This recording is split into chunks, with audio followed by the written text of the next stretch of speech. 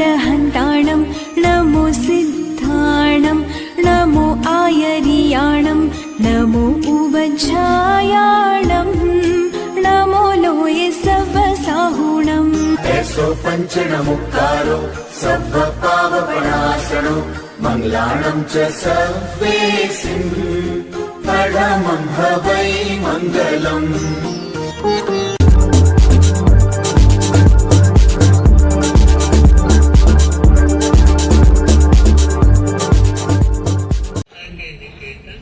भगवान महावीर के चरणों में वंदना, अनंत शक्ति के स्रोत महाप्राण पूज्य गुरुदेव के चरणों में वंदना, समागत धर्म परिषद। आज का यह कार्यक्रम जैन विद्या के अंतर्गत विविध विधाओं को उजागर करने का क्षण था। सुनकर यह गौरव हुआ कि नोएडा के कितने प्रतिभाशाली युवक युवतियां हैं। क्षेत्र छोटा है, बावजूद उसके प्रतिभा और पुरुषार्थ ने नोएडा के गौरव को बढ़ाया। अब हम आपसे यह अपेक्षा कर रहे हैं, आगामी वक्त में चाहे आगम मंथन प्रतियोगिता हो अथवा अन्य किसी पुरुषोत्तम महावीर आदि पर आधारित कोई प्रश्न मंच हो, उससे तो जुड़ेंगे ही जुड़ेंगे, लेकिन जैन विद्या जो 9 भाग में चल रही है, हर परीक्षार्थी, हर विद्यार्थी, हर ज्ञान पिपासु यह चिंतन करे मुझे 9 तक पहुंचना है, ताकि उसे लगेगा कि मैंने एक ज्ञान की दिशा में अच्छा प्रस्थान किया है। उसके बाद भी इतिश्री कहीं नहीं है। महिला मंडल ने 6 वर्ष दे रखे हैं, 3 और जोड़ दिए, ये भी 9 वर्ष है। आप देखिए ज्ञानशाला, वहां भी वर्षों की कतार है। तो हर महिला, हर पुरुष ज्ञान के क्षेत्र में निरंतर गतिमत्ता बनाए रखे, इसके लिए महत्वपूर्ण साधन है। ज्ञान की आराधना होती है, मन की एकाग्रता विकसित होती है और साथ ही साथ दूसरों को भी प्रेरणा मिलती है कि घर, परिवार और व्यापार को संभालते हुए भी अगर व्यक्ति संकल्प कर ले कि मुझे यह करना है, तब हो जाता है। छू ले तू आसमां, छू ले तू आसमां, वजह की तलाश न कर। छू ले तू आसमां, वजह की तलाश न कर। जी ले तू जिंदगी, खुशी की तलाश न कर। छू ले तू आसमां, वजह की तलाश न कर। जी ले तू जिंदगी, खुशी की तलाश न कर। तकदीर अपने आप बदल जाएगी, तकदीर अपने आप बदल जाएगी। तू बस मस्त रहना सीख ले, वजह की तलाश न कर। तू बस मस्त रहना सीख ले, वजह की तलाश न कर। परिस्थितियां कैसी भी हो सकती है, लेकिन हमें अपना संतुलन बनाए रखना है।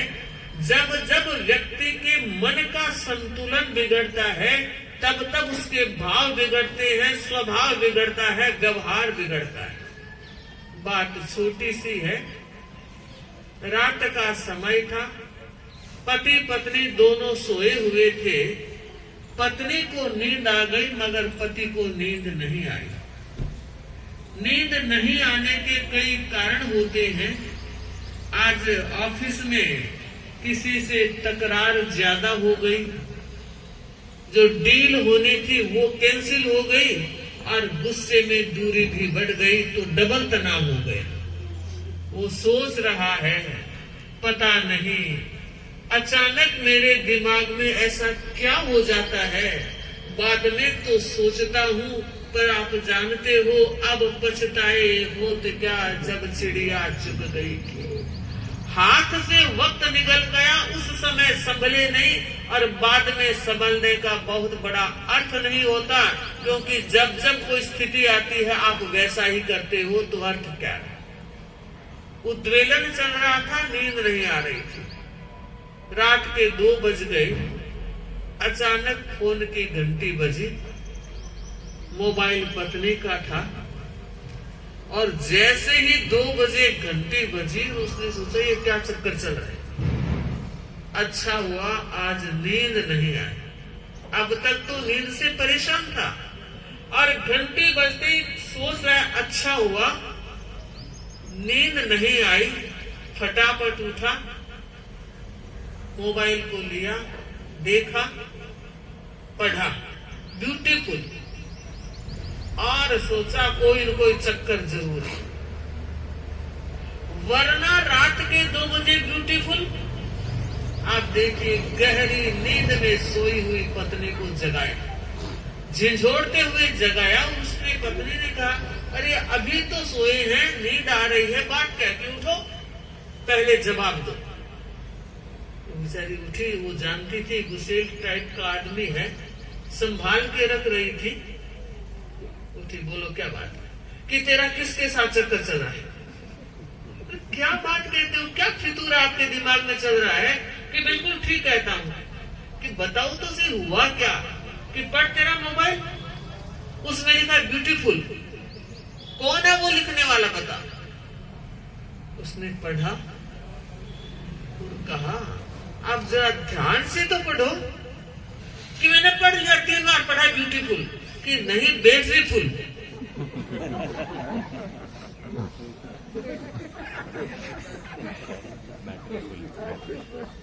सोचे, विचार करें, बैटरी फुल को ब्यूटीफुल पढ़ रहा है, और परेशान हो रहा है, परेशान कर रहा है। हंसी आती है इस बात पर मैं आप लोगों से पूछूं, ऐसी हंसी आप मत करवा लेना। आजकल की जिंदगी में ये ऐसे कई पहलू खड़े हो गए हैं जहां व्यक्ति विश्वास की चद्दर को पतला कर देता है। मैं फिर कहना चाहूंगी, ज्ञान कितना ही हो, विवेक कितना ही हो, समझदारी कितनी हो, उसके साथ साथ व्यवहारिक जीवन की आनंद की रेखा लंबी बनती रहे तो जीवन आनंदमय रहता है, जीवन अच्छा रहता है। माना ज्ञान भी जरूरी है, माना समय का नियोजन भी जरूरी है, पर मुझे लगता है इससे भी अगर कोई ज्यादा जरूरी है तो वह है परिवार वालों का सहयोग।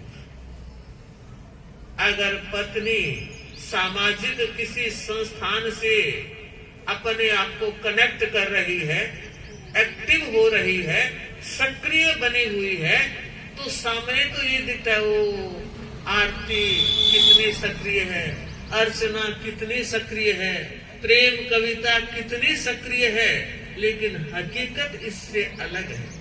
और वो ये है कि परिवार में पति और सास ये 2 मुख्य हैं।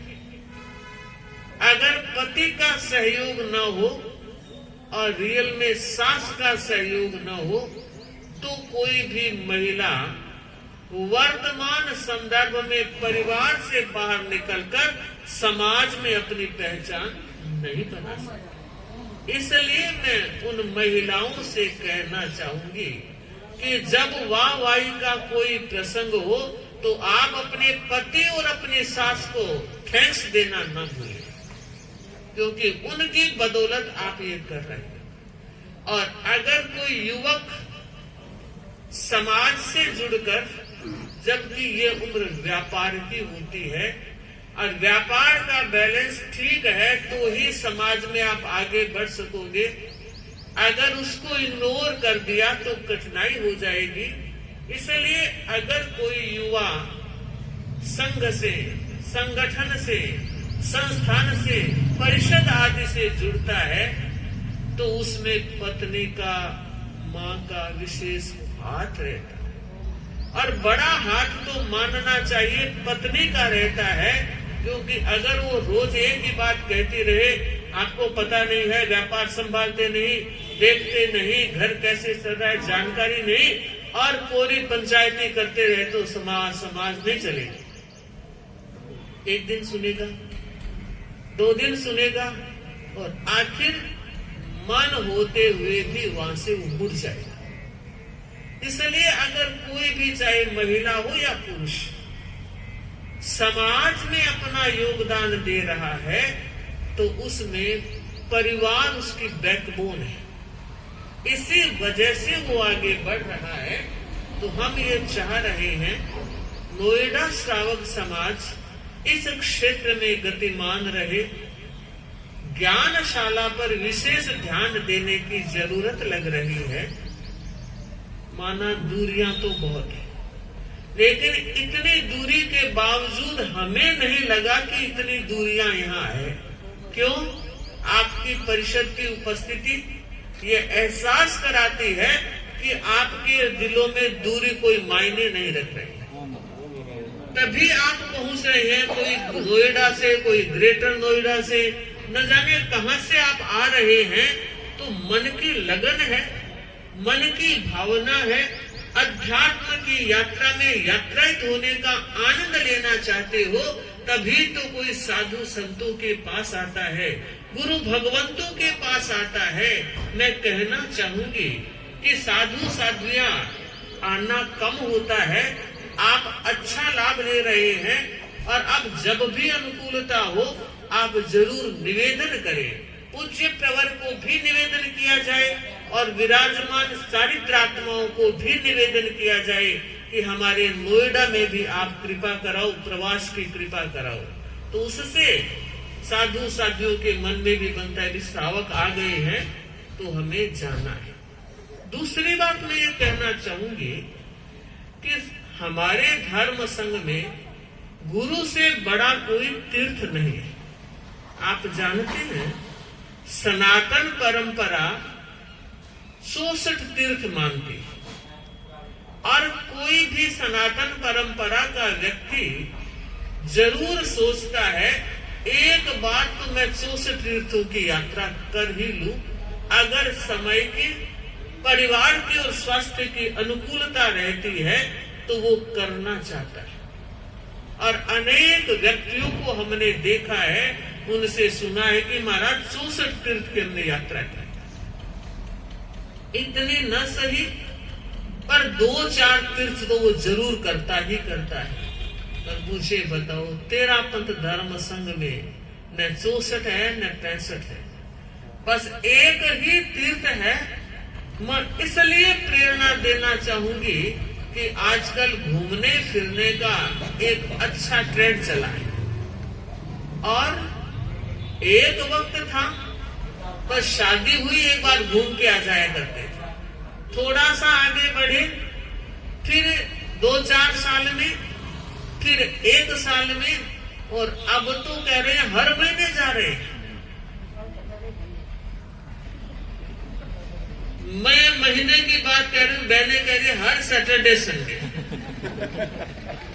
सोचो, थोड़ा सा चिंतन करने की जरूरत है। इस संदर्भ में लग रही है कि क्या कभी परिवार के बीच बैठकर ये बात उठाई कि भाई 1 साल में इतने दिन हमें गुरुओं की सेवा भी करनी,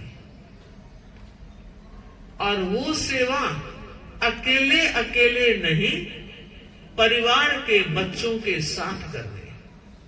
और आप इस बात को भी अच्छी तरह से समझ रहे हैं कि एक वक्त था जब 50 साल पहले हम लोग स्कूल में थे, तो एक एग्जाम महीने का, इस तरह 3 महीने के 3 एग्जाम, एक 6 माही एक 12 माही, बस कंप्लीट। और आज रोज एग्जाम, रोज ही परीक्षा, रोज ही तैयारी। तो सिस्टम बदल गया, शिक्षा का सिस्टम बदल गया है, और उसे हमें फॉलो करना ही है, बच्चे को करवाना है। लेकिन जब आप घूमने फिरने जाते हो तो ध्यान क्या देते हो कि बच्चों की भी कोई 3 दिन की छुट्टी आ जाए तो काम कर ले, अपने बिजनेस की भी कोई 3 दिन की हो तो काम कर ले, और कई बार बिजनेस छोड़कर भी बच्चों की छुट्टियों में आप जाते हो। तो मैं ये कहना चाहूंगी कि पूरे परिवार के साथ 1 वर्ष में एक बार, ज्यादा जितना हो सके, लेकिन कम से कम 3 दिन तो होना ही चाहिए। ऐसे नहीं आज गए दर्शन करके आ गए, वो नहीं। 3 दिन की यात्रा से गुरु यात्रा, दर्शन यात्रा प्रारंभ हो और वो आगे 15 दिन तक धीरे धीरे बढ़ जाए।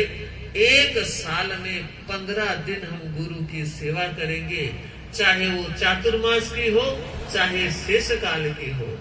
अगर यात्रा में गुरु दर्शन में और अधिक भागीदारी दर्ज करवानी है तो मैं ये चाहूंगी, रास्ते की मार्ग सेवा में अगर आपने व्यवस्था के साथ जा सकते हो तो 5-15 दिन वो सेवा का आनंद भी लेना चाहिए।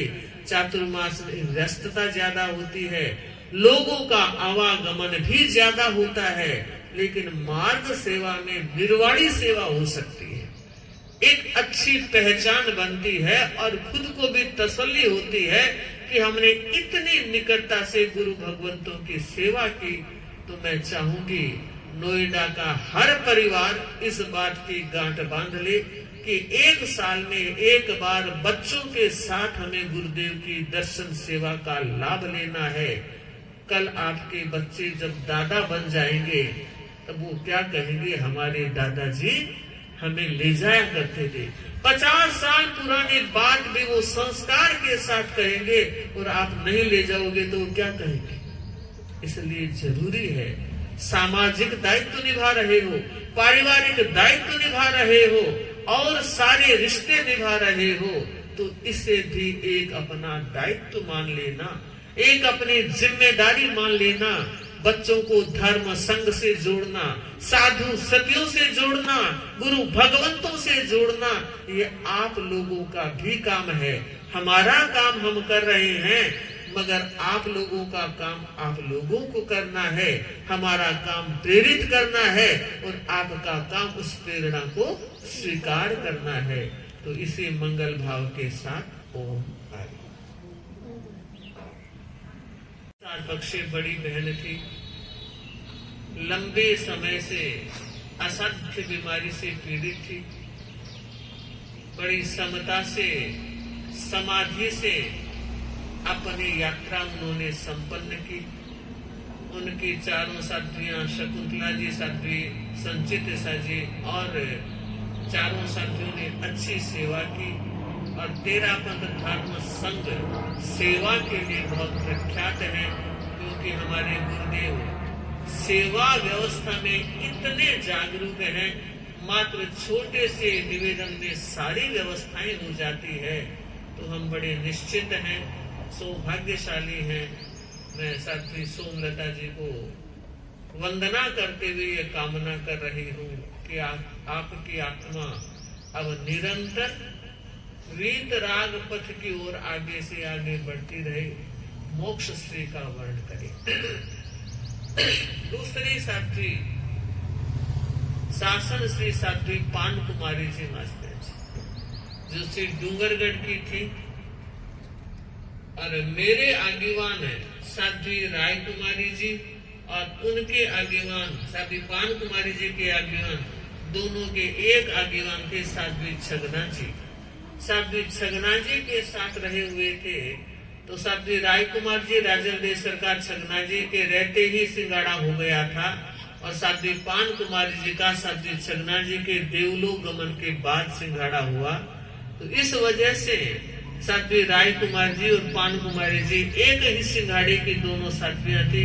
तो जब जब हम गुरुदेव के मर्यादा महोत्सव पर जाया करते थे तो 2-2 सिंगाड़ों की वहाँ व्यवस्था होती है। तो हम लंबे समय तक दोनों सिंगाड़ों में हमारी आपस के साथियों में अच्छा सामंजस्य रहता था, अच्छी प्रमोद भावना रहती थी। साध्वी पान कुमारी जी तत्वज्ञ साध्वी थी, तत्व ज्ञान की बहुत अच्छी पकड़ थी, और साथ ही साथ उत्तराध्ययन जैसे सूत्र को उन्होंने निरंतर स्वाध्यायशील बन करके कंठस्थ रखा था। और भी उनकी अनेक विशेषताएं थी। या लास्ट के समय में उम्र लगभग 93 वर्ष की बता रहे हैं। लास्ट में 7 मिनट का संखारा भी आया और साथ सोमलता जी को भी लगभग 3 घंटे के आसपास संखारा भी आया, त्रिविहार भी आया, चौविहार भी आया। तो दोनों साथियों ने संखारे पूर्वक देह त्याग किया। आप जानते हैं, गुरु के चरण शरण में जो व्यक्ति आता है और अंतिम श्वास तक संघ का सदस्य बना रहता है, वह भाग्यशाली होता है। तो दोनों ही भाग्यशाली साथियां थी। उनके अंतिम विकास की मंगल कामना 4 लोगस का ध्यान हौज में काऊ सद्गो। मध्य वचन तप में ब्रह्मचर्य श्रेष्ठ है, वैसे ही शरणों में महावीर श्रेष्ठ है। उन्हीं महावीर की वाणी को जन जन तक पहुंचाने वाले आचार्य भिक्षु, उनकी पटावली को मैं नमस्कार करती हूँ, नमन करती हूँ। मेरा भाव भरा वंदन। क्रोध, मान, माया और लोभ अध्यात्म के चारों दोषों को नष्ट करने वाले अहिंसा यात्रा के प्रेरणा आचार्य श्री महाशमन जी की विदुषी शिष्या साध्वी श्री अणिमा श्री जी एवं सभी साध्वी वृंद के चरणों में मेरी भाव भरी वंदना। आपने असांप्रदायिक मंत्र, अनाम मंत्र, महामंत्र, नमस्कार मंत्र का उच्चारण करके कार्यक्रम का आरंभ किया। इसके लिए मैं आपके प्रति कृतज्ञता ज्ञापित करती हूँ। मंगलाचरण हेतु मेरा आमंत्रण जैन विद्या की सह व्यवस्थापक कनक जी वैद, शोभा जी वैद, कविता जी लोढ़ा, रेखा जी जैन, प्रेम सेखानी, कुसुम जी, शोभा जी वैद, कुसुम जी, सरोज जी कोठारी।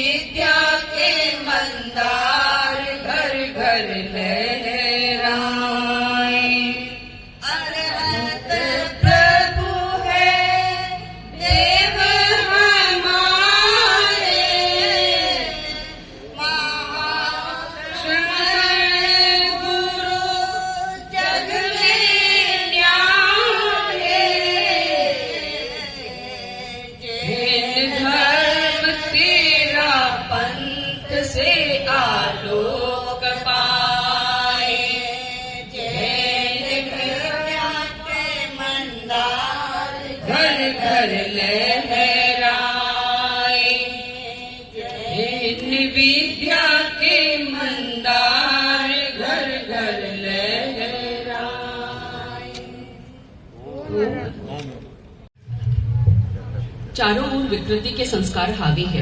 नैतिक मूल्यों को कोरने वाले साधन प्रचुर मात्रा में है। आचार्य श्री महाशय प्रज्ञा जी फरमाते थे, हमारे मस्तिष्क के 2 भाग हैं। बायां पटल पराविद्या, ज्ञान, बुद्धि, विकास के लिए उत्तरदायी है। दायां पटल अध्यात्म विकास में कार्यकारी बनता है। हमारे दोनों पटल सक्रिय हों और हम जैन विद्या समर संस्कृति संकाय के सभी आयामों का प्रचार प्रसार कर पाए, इसके लिए साधु साथियों, प्रशिक्षकों, व्यवस्थापकों, श्रावक श्राविकाओं का विशेष दायित्व बनता है। एक प्रोफेसर कॉलेज के विद्यार्थियों को पढ़ा सकता है, लेकिन 10 वर्ष के बच्चों को पढ़ाना, संस्कारित करना कठिन कार्य है। इसी कठिन कार्य को संभव कर रही है नोएडा की समर संस्कृति संकाय की टीम। जैन श्वेतांबर तेरापंथी सभा नोएडा के नेतृत्व में समर संस्कृति संकाय नोएडा बहुत अच्छा कार्य कर रही है। मेरा आह्वान सभा अध्यक्ष श्री रणजीत जी बैद से कि सभी के स्वागत हेतु पधारें।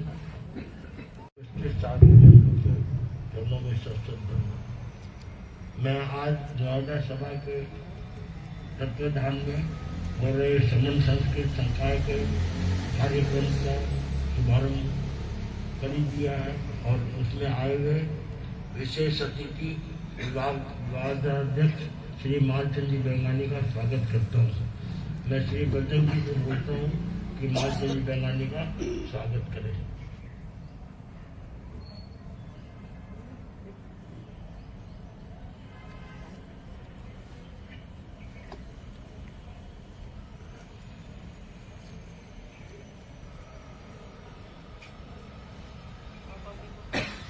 श्री बजरंग जी बोतरा, मालचंद जी बोल आपके यहाँ उपस्थित सभी श्रावक श्राविकाओं को मेरा अभिनंदन है और मैं इस कार्यक्रम को आगे बढ़ाते हुए आरती जी को कहता हूँ कि वो आगे बढ़ाए।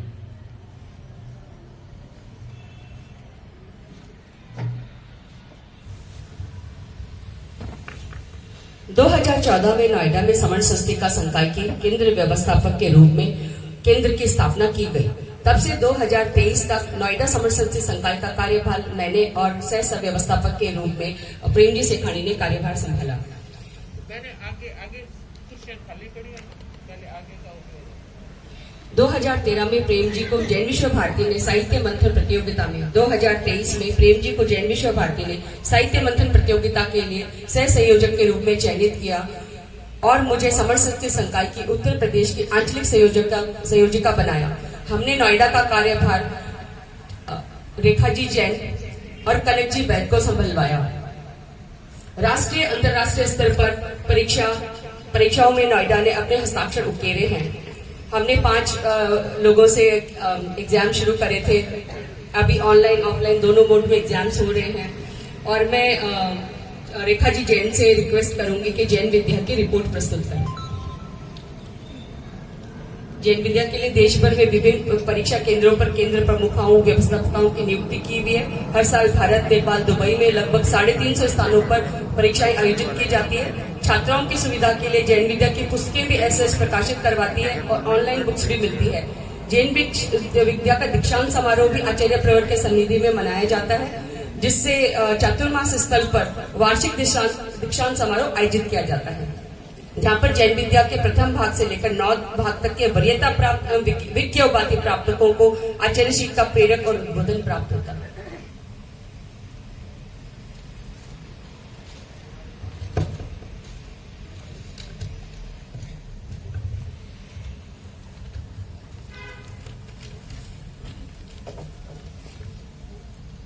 आराध्य के श्री चरणों में भक्ति वंदना, विराजित साध्वी वृंद के चरणों में सत वंदन। समर संस्कृति संकाय के विभागाध्यक्ष श्रीमान मालचंद जी सादर जय जिनेन्द्र, उपस्थित धर्म परिवार, गणाधिपति गुरुदेव तुलसी के विभिन्न आयामों में से एक आयाम है जैन विद्या परीक्षा, जो प्रतिवर्ष समर संस्कृति संकाय लाडनू द्वारा आयोजित की जाती है। जैन विद्या परीक्षा में गत वर्ष 2021-22 में यहाँ से 4 लोगों ने ऑल इंडिया एब्रॉड में रैंक हासिल की। नीलेश जी गिलिया भाग 2 में 3rd रैंक, नेहा जी बोथरा भाग 2 में 3rd रैंक, सृष्टि जैन भाग 3 में 3rd रैंक, प्रेम जी सेखानी भाग 7 में 1st रैंक हासिल की।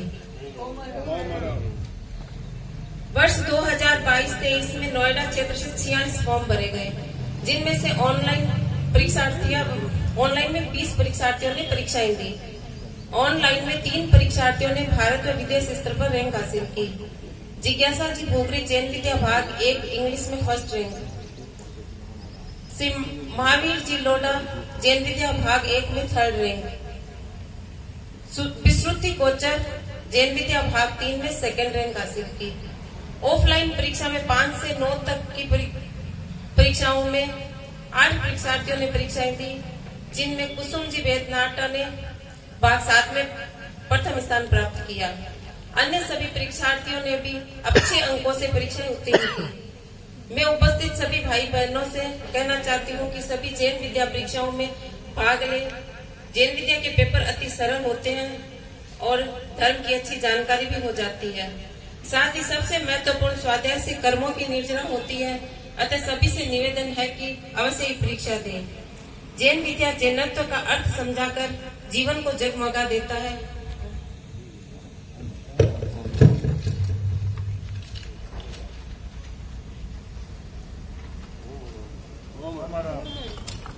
ओमरम सम्यक दर्शन कार्यशाला।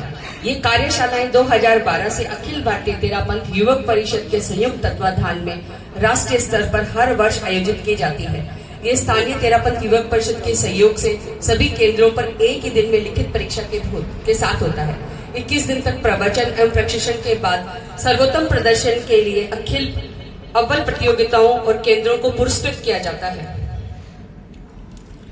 मैं कनिष्ठ जी बैत युवक परिषद के अध्यक्ष को आमंत्रित करती हूँ कि सम्यक दर्शन कार्यशाला के बारे में बताएं, नोएडा के बारे में।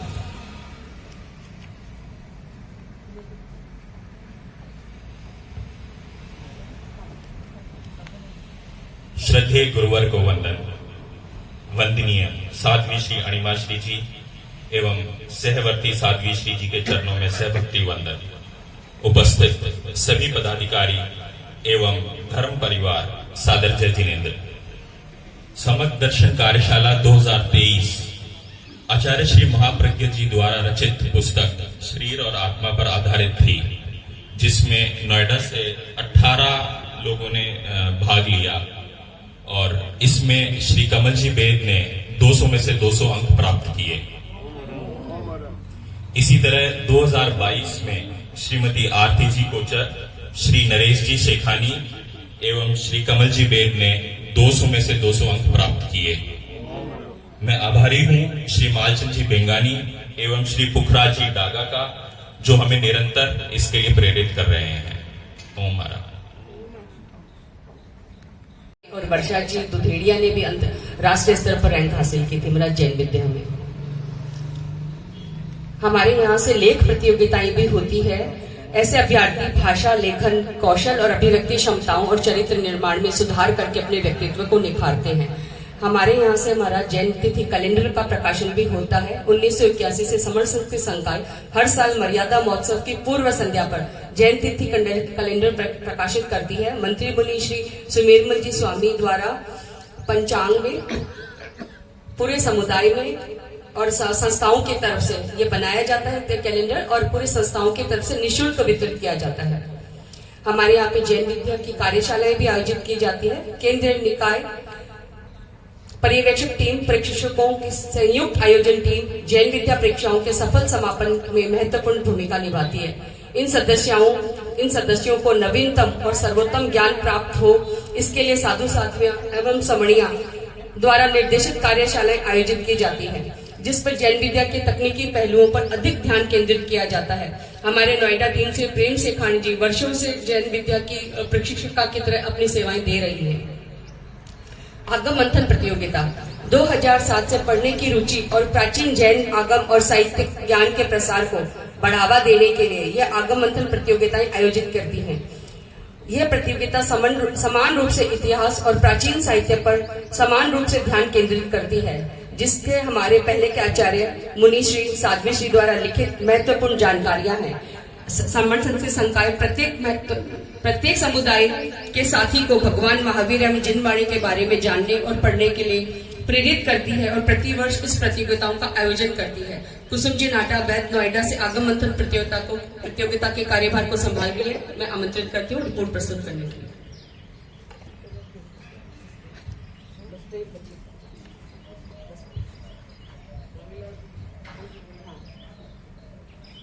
पंच परमेष्ठी को नमन। 13 पंथ की यशस्वी परंपरा को वंदन करते हुए अनंत ऊर्जा के स्रोत आगम अध्येता आचार्य श्री महासमन जी के चरणों में वंदन। अत्र विराजित प्रज्ञा रश्मि प्रबुद्ध साध्वी श्री अनिमा श्री जी व साधु सहवर्तिनी साध्वियों को मेरा भाव भरा वंदन। आज हमारे बीच समन संस्कृति संकाय के विभागाध्यक्ष श्री मान चंदी सागर जय जिनेन्द्र, मैं आपका स्वागत करते हुए सात्विक गौरव की अनुभूति करती हूँ। उपस्थित सम्मानित मंच सभाध्यक्ष पदाधिकारी सभी से सादर जय जिनेन्द्र। गुरुदेव की असीम अनुकंपा से नोएडा में आप श्री का पदार्पण हुआ। सतीवर आपके आगमन से पूरा नोएडा श्रावक समाज में जागृति आ गई, नव चेतना का संचार हो गया। पूरा श्रावक समाज उल्लसित प्रफुल्लित नजर आ रहा है। सतीवर आप सत्यम शिवम सुंदरम के राजपथ पर चलने का संबोध प्रदान कर रहे हैं। हमारे अस्त व्यस्त जीवन शैली को सुव्यवस्थित बनाने का प्रबोध प्रदान कर रहे हैं। हमारे भीतर व्याप्त असत विचारों को दूर करने का बोध प्रदान कर रहे हैं। सतीवर आपका अल्प प्रवास मिला है, मन नहीं भरा, किंतु कहा है एक घड़ी आदि में पुनि आज, कबीर संगत साधु की कटे कोटि अपराध। एक पल आधा पल या आधे का भी आधा पल संतों की संगत मन के करोड़ों दोषों को दूर कर देती है, मिटा देती है। आज आप श्री के सानिध्य में आगम मंथन प्रतियोगिता का परिणाम रिजल्ट बताने का अवसर मिला है। अरहंतों के अनुभवों का आगमों में सार है, वह हमारी साधना का प्राण में आधार है। अनंत अनंत करते गेता युग प्रधान आचार्य श्री तुलसी, आचार्य श्री महाप्रज्ञ जी, आचार्य श्री महाश्रमण जी की दूरगामी सोच, उर्वट चिंतन और विलक्षण प्रतिभा से आज भगवान महावीर की वाणी आगम का स्वाध्याय जन साधारण के लिए सहज और सरल हो गया है। तेरापन समाज इस महान देन के लिए आपको युगों युगों तक ऋणी रहेगा। समन संस्कृति संकाय अपने गुरुवरों के सपनों को साकार करने, आगम स्वाध्याय के प्रति लोगों की रुचि को बढ़ाने प्रतिवर्ष आगम मंथन प्रतियोगिता आयोजित कर रहा है। इस वर्ष उत्तराध्ययन के प्रथम 20 अध्याय की प्रतियोगिता रखी गई, ऑनलाइन व ऑफलाइन। नोएडा से 40 का टारगेट मिला। हमने 41 प्रतिभागियों से अपना टारगेट पूरा किया। रिजल्ट बहुत ही अच्छा रहा। 41 में से 11 प्रतिभागियों ने द्वितीय चरण के लिए क्वालिफाई किया। 11 में से 8 प्रतिभागियों के 98% नंबर रहे और 3 प्रतिभागियों के 100% नंबर रहे। 3 प्रतिभागियों के नाम मैं लेना चाहूंगी, अगर उपस्थित हो तो वंदना करें। कविता जी लोडा, निर्मला जी जैन, कुसुम नाटा बेन, मंदे सतीवर। और 8 प्रतिभागियों के नाम अनुराधा जी बेद, साध्वी श्री जी, मेरा आपसे नम्र निवेदन है कि आप ऐसा प्रेरणा पात्र प्रदान करें कि हम अधिक से अधिक संख्या में आगम स्वाध्याय कर निर्जरा का उपक्रम से स्वयं को जोड़े। एक बात और, साध्वी श्री जी, आपने फरमाया था नोएडा आपका क्षेत्र है, आप नोएडा के क्षेत्र पर कृपा बनाए रखें और जल्दी से संभालने का भाव रखें। इसी भावना के साथ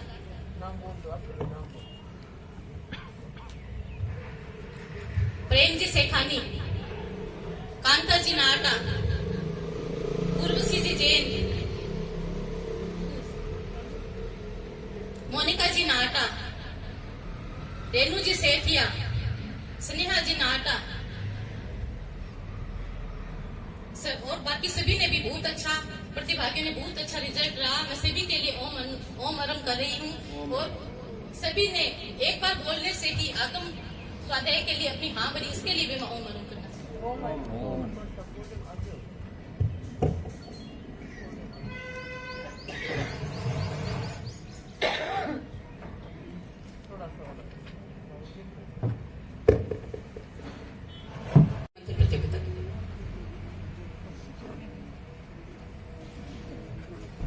आराध्य के चरणों में कोटि कोटि वंदन। साध्वी वृंद को मेरा मथेन वंदनामि। उपस्थित सम्मान्य मंच समन संस्कृति संकाय के विभागाध्यक्ष श्री मालचंद जी बेगानी साहब और सभी संस्थाओं के पदाधिकारी गण और मेरे धर्मानुरागी भाइयों और बहनों को मेरा सादर जय जिनेन्द्र। यह हमारे गुरुओं की दूरदर्शिता का परिणाम है कि आज बहुत सारे आध्यात्मिक ग्रंथ अंग्रेजी में ट्रांसलेट किए जा रहे हैं। आज की युवा पीढ़ी और आने वाली पीढ़ी के लिए अंग्रेजी साधारण बोलचाल की भाषा बनती जा रही है। उन तक हमारे धर्म के सिद्धांत पहुंचे और उन्हें पढ़कर समझकर अपना सके, इस लक्ष्य से साहित्य मंथन प्रतियोगिता का आयोजन गत 3 वर्षों से समन संस्कृति संकाय द्वारा किया जा रहा है। इस वर्ष अंग्रेजी भाषा में अनुवाद हुई पुस्तक मैनेज योर इमोशंस आचार्य महा प्रज्ञ जी की कृति है। इसमें हम आशा करते हैं कि ज्यादा से ज्यादा युवा इस पुस्तक को पढ़ पाएं और इसका साथ समझ पाएंगे और जीवन में उतारने का प्रयास करेंगे। गत वर्ष जीव अजीव और बॉडी एंड सोल की प्रतियोगिता हुई थी। उसमें कई प्रतिभागियों ने नोएडा से पार्ट लिया था और वर्षा जी दुधेड़िया और अनुराधा जी बैद सेकेंड राउंड में भी चयनित हुए थे। आशा करती हूँ आप सभी जरूर अपने बच्चों को ये किताबें पढ़ाएंगे। जो हिंदी में कम रुचि रखते हैं तो इंग्लिश में जरूर अपनी योग्यता भी दिखा सकेंगे। तो आशा करती हूँ आप सभी अपने बच्चों को और आप भी प्रेरित होंगे एग्जाम देने के लिए। ओम हमारे युवा सबसे तेज मालचंद जी बेगानी साहब विभागाध्यक्ष समन संस्कृति संकाय अपने कार्य के प्रति समर्पण ही देता है असीम आनंद और इसी आनंद से बचता है तृप्ति का अनंतनाद। मैं आमंत्रित करती हूँ अपने कर्म को ही पूजा मानने वाले हमारे अपने मालचंद जी बेगानी साहब को।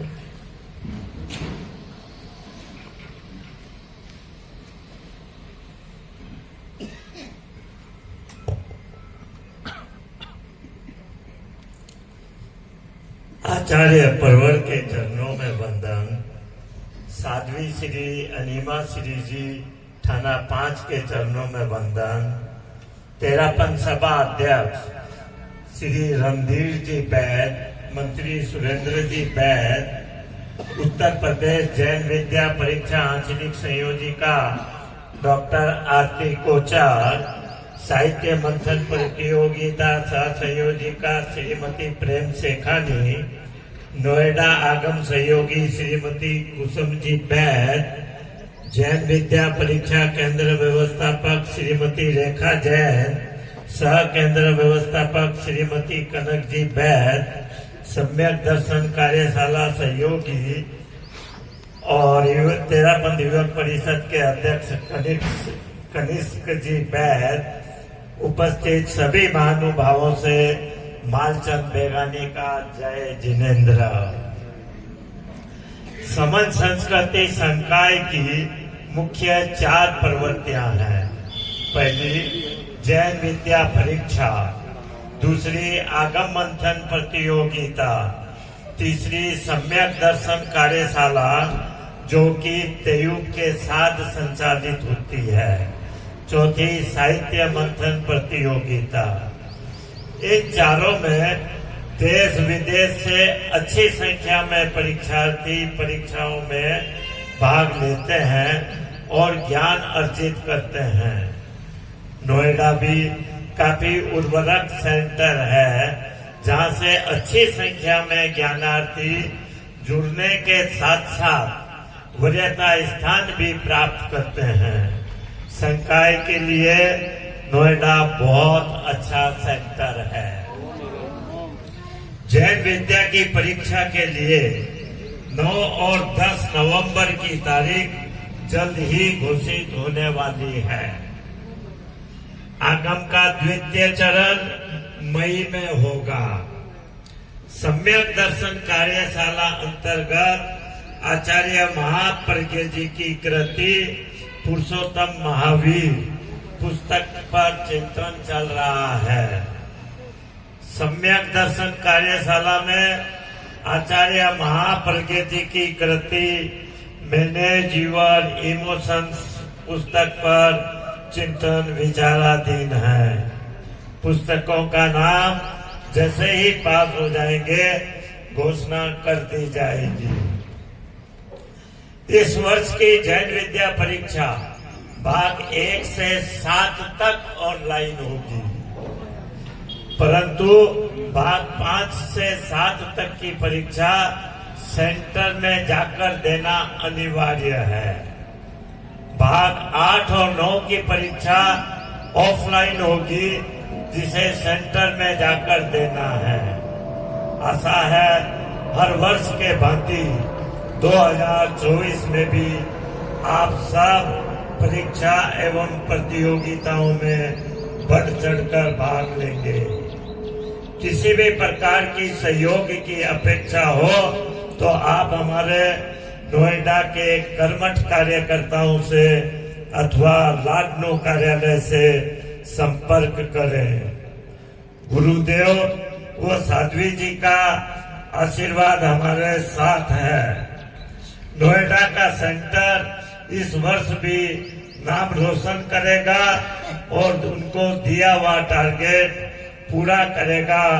इसी शुभकामनाओं के साथ ओम अरहम। वह साधुवाद आपका। मैं आभार ज्ञापित करती हूँ आप सबके प्रति। जिस जिस पद से स्नेह मिला उस राही को धन्यवाद। जीवन अस्थिर अनजाने ही हो जाता है। पथ पर मेल कहीं, सीमित पथ डगर लंबी, मंजिल पाना कुछ खेल नहीं। दाएं बाएं सुख दुख चलते चलते सम्मुख चुनता पथ का प्रासाद। जिस जिस पद से स्नेह मिला उस राही को धन्यवाद। सांपों पर अवलंबित काया जब चलते चलते चूर हुई। दो शब्द स्नेह के मिली तब नव स्फूर्ति, थकावट दूर हुई। जिस जिस पद से स्नेह मिला उस राही को धन्यवाद। आप सबके प्रति अनंत अनंत कृतज्ञता, धन्यवाद और अनंत अनंत कृतज्ञता साध्वी वृंद के प्रति कि आपने समय फर्क दे। ओम अरहम।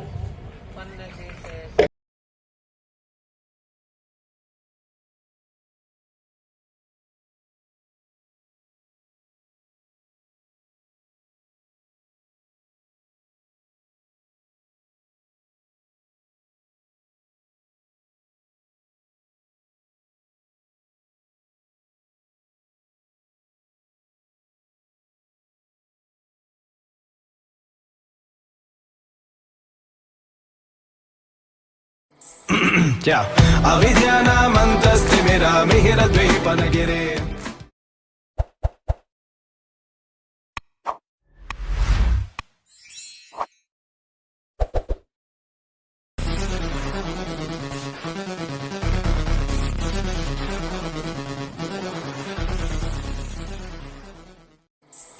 क्या अविद्यानामन्तस्तिमिरमिहिरद्वीपनगिरे।